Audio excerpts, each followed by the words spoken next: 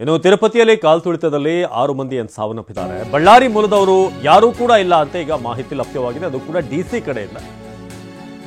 ಯಾರು ಕೂಡ ಬಳ್ಳಾರಿ ಮೂಲದವರು ಇಲ್ಲ, ಬಳ್ಳಾರಿಯವರು ಅಂತ ಹೇಳಿದ್ದಾರೆ. ಪ್ರಶಾಂತ್ ಕುಮಾರ್ ಡಿಸಿ ಮಾಹಿತಿಯನ್ನು ಕೊಟ್ಟಿದ್ದಾರೆ. ಯಾರು ಬಳ್ಳಾರಿ ಮೂಲದವರು ಸಾವನ್ನಪ್ಪಿಲ್ಲ. ಏನಿ ಕಾಲ್ತುಳಿತ ಘಟನೆ ಆಯಿತು, ಅದರಲ್ಲಿ ಬಳ್ಳಾರಿಯವರು ಕೂಡ ಇದ್ದಾರೆ ಅನ್ನೋದ್ರ ಬಗ್ಗೆ ಆರಂಭದಲ್ಲಿ ಒಂದಷ್ಟು ಸಂಶಯ ಇತ್ತು. ಆದರೆ ಬಳ್ಳಾರಿ ಮೂಲದವರು ಯಾರೂ ಕೂಡ ಇಲ್ಲ ಅಂತ ಡಿಸಿ ಮಾಹಿತಿಯನ್ನು ಕೊಟ್ಟಿದ್ದಾರೆ. ಬಳ್ಳಾರಿ ಡಿಸಿ TV9ಗೆ ಮಾಹಿತಿಯನ್ನು ಕೊಟ್ಟಿದ್ದಾರೆ. ಪ್ರಶಾಂತ್ ಕುಮಾರ್ ಈ ಇನ್ಫಾರ್ಮೇಷನ್ ಅನ್ನು ಕೊಟ್ಟಿರೋದು. ಸೊ ಯಾರ್ಯಾರು ಸಾವನ್ನಪ್ಪಿದ್ದಾರೆ ಅದರ ಡೀಟೇಲ್ಸನ್ನು ಕೂಡ ಈಗ ನೀಡಲಾಗಿದೆ. ಆದರೆ ಬಳ್ಳಾರಿ ಮೂಲದವರು ಯಾರೂ ಕೂಡ ಇಲ್ಲ ಅಂತ ಹೇಳಿದ್ದಾರೆ.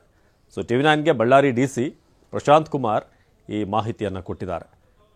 ಸೊ ನೀವು ಅಲ್ಲಿ ನೋಡ್ತಾ ಇದ್ದೀರಾ ಈ ಯಾರ್ಯಾರು ಸಾವನ್ನಪ್ಪಿದ್ದಾರೆ ಅದರ ಲಿಸ್ಟನ್ನು ಕೂಡ.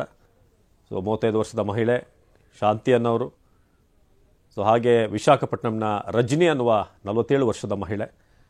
ಸೊ ಹಾಗೆ ನಿರ್ಮಲಾ 55 ವರ್ಷ, ಇವರು ಕೂಡ ಕೇರಳದಿಂದ ಬಂದಂಥವ್ರು ಅಂತ ಗೊತ್ತಾಗಿದೆ.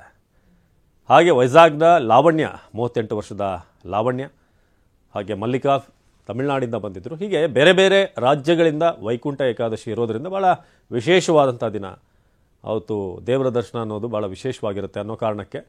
ಆದರೆ ಒಂದು ತಪ್ಪು ಕಲ್ಪನೆ ಎಂಟೈರಲ್ಲಿ ಒಂದಷ್ಟು ಪರಿಸ್ಥಿತಿ ಕೈಮೀರಿ ಹೋಗೋ ಹಾಗೆ ಮಾಡ್ತು ಅನ್ನೋದು ಪೊಲೀಸರು ಕೊಡ್ತಿರುವಂಥ ಕಾರಣ.